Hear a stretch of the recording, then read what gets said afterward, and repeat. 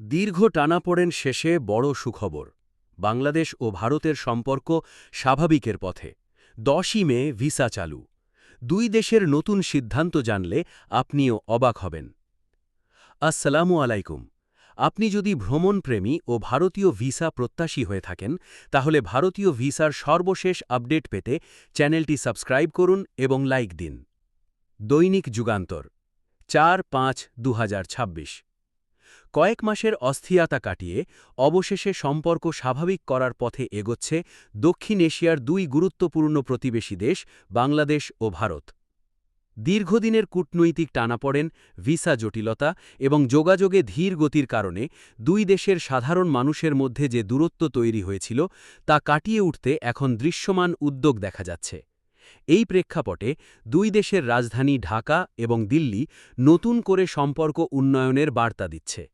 বিশেষ করে ভিসা কার্যক্রম স্বাভাবিক করার সিদ্ধান্তকে ইতিবাচক পরিবর্তনের সূচনা হিসেবে দেখা হচ্ছে। এই উদ্যোগের অংশ হিসেবে বাংলাদেশ ইতোমধ্যেই সব ক্যাটেগরিতে ভারতীয় নাগরিকদের জন্য ভিসা প্রদান শুরু করেছে। এটি কেবল একটি প্রশাসনিক সিদ্ধান্ত নয়, বরং একটি গুরুত্বপূর্ণ কূটনৈতিক বার্তা, যেখানে বন্ধুত্বপূর্ণ সম্পর্ক পুনরুদ্ধারের ইঙ্গিত স্পষ্ট। ব্যবসা, চিকিৎসা, শিক্ষা ও পর্যটনের মতো বিভিন্ন ক্ষেত্রে যাতায়াত সহজ করতে এই পদক্ষেপ অত্যন্ত গুরুত্বপূর্ণ ভূমিকা রাখবে। অনেক দিন ধরে আটকে থাকা হাজারো আবেদনকারী এখন নতুন করে আশার আলো দেখতে শুরু করেছেন। অন্যদিকে ভারতও ধীরে ধীরে তাদের ভিসা কার্যক্রম পুনরায় চালু করার পরিকল্পনা নিয়েছে, যার লক্ষ্য আগামী 10ই মের মধ্যে পুরোপুরি স্বাভাবিক অবস্থায় ফিরে যাওয়া। যদিও শুরুতে সীমিত পরিসরে কার্যক্রম চালু করা হবে, তবে পর্যায়ক্রমে তা পূর্ণাঙ্গ রূপ পাবে বলে জানানো হয়েছে।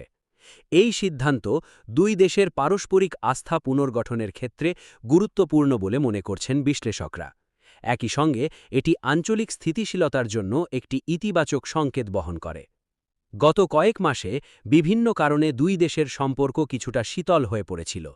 কূটনৈতিক যোগাযোগ কমে যাওয়া, ভিসা জটিলতা বৃদ্ধি এবং জনগণের মধ্যে অনিশ্চয়তা সব মিলিয়ে একটি অস্বস্তিকর পরিস্থিতি তৈরি হয়েছিল।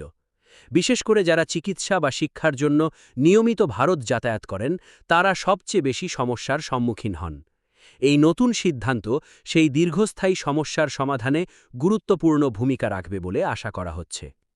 এছাড়া অর্থনৈতিক দিক থেকেও এই উদ্যোগ অত্যন্ত তাৎপর্যপূর্ণ। বাংলাদেশ ও ভারতের মধ্যে দ্বিপাক্ষিক বাণিজ্য দীর্ঘদিন ধরেই শক্তিশালী অবস্থানে রয়েছে। ভিসা সহজ হলে ব্যবসায়ীদের যাতায়াত বাড়বে, নতুন বিনিয়োগের সুযোগ তৈরি হবে এবং বাণিজ্যিক সম্পর্ক আরও গতিশীল হবে। সীমান্তবর্তী অঞ্চলের ক্ষুদ্র ব্যবসায়ীরাও এর ফলে উপকৃত হবেন, যা সামগ্রিক অর্থনীতিতে ইতিবাচক প্রভাব ফেলবে। শুধু অর্থনীতি নয়, সামাজিক ও সাংস্কৃতিক ক্ষেত্রেও এর প্রভাব ব্যাপক। দুই দেশের মানুষের মধ্যে দীর্ঘদিনের পারিবারিক, সাংস্কৃতিক এবং ভাষাগত সম্পর্ক রয়েছে। অনেক পরিবারের সদস্য দুই দেশে বসবাস করেন, যারা সহজে একে অপরের সাথে দেখা করতে পারছিলেন না। ভিসা কার্যক্রম স্বাভাবিক হলে এই পারিবারিক বন্ধন আরও দৃঢ় হবে এবং মানুষের মধ্যে পারস্পরিক বোঝাপড়া বাড়বে। বিশেষজ্ঞরা মনে করছেন, এই পদক্ষেপ ভবিষ্যতে আরও বড় কূটনৈতিক অগ্রগতির পথ খুলে দিতে পারে। ভিসা সহজীকরণ সাধারণত দ্বিপাক্ষিক সম্পর্ক উন্নয়নের প্রথম ধাপ হিসেবে কাজ করে। এর মাধ্যমে দুই দেশের আস্থা বাড়ে, যা পরবর্তীতে বাণিজ্য, নিরাপত্তা এবং আঞ্চলিক সহযোগিতার মতো গুরুত্বপূর্ণ ক্ষেত্রগুলোতে ইতিবাচক প্রভাব ফেলে। তবে কিছু চ্যালেঞ্জও থেকে যাচ্ছে। ভিসা কার্যক্রম পুরোপুরি স্বাভাবিক করতে প্রশাসনিক জটিলতা দূর করা, নিরাপত্তা যাচাই প্রক্রিয়া সহজ করা এবং প্রযুক্তিগত উন্নয়ন প্রয়োজন। পাশাপাশি দুই দেশের মানুষের মধ্যে আস্থা ফিরিয়ে আনাও একটি বড় কাজ।